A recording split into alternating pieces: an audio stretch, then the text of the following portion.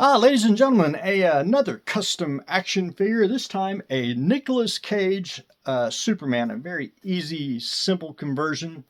The body started out as a Mcfarlane Page Puncher Superman. I took the head off and replaced it with a 3D printed Nicolas Cage head that I found off of Thingiverse. This version of Nicolas Cage does have short hair, doesn't have long hair like he did in the promo photos when he was in the Superman suit or in the Flash, new Flash movie scene.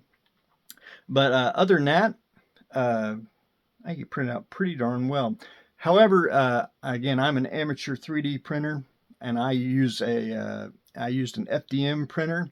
I did have layer lines, and I got almost all of it sanded down and smoothed out, but there is a few areas like in the recesses that I just really couldn't get with sandpaper. So to fill in the layer lines on the 3D printed head, I used plastic dip. I did about 2 to 3 light coats, and once that was dry, it did fill in the remainder of the lines, and went in and painted him his flesh tones.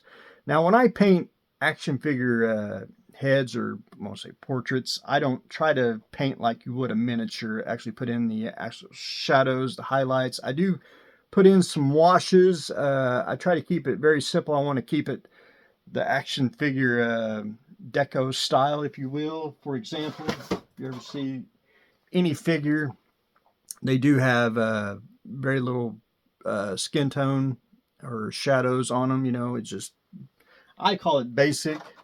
And again, I wanted to keep it very simple. Didn't want to keep a portrait on it. Just wanted to blend in with other action figures. Other than that, I painted them all in acrylics. Did a little bit of a wash. I did a little bit of highlights on the face, everything. Of course, just my style on it. I did a lot of dry brushing on the hair. And I think he turned out pretty darn slick. A very, very easy conversion. The only thing I did on the actual body is the hands and the neck. I added a flesh wash, and just to bring out the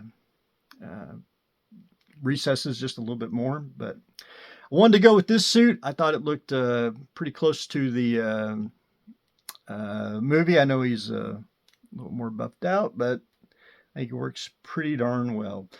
Anyway, ladies and gentlemen, that's what I got going on today. A very simple, easy conversion, a Nicolas Cage Superman. So that's what we got going on today. So stay tuned for the next exciting episode.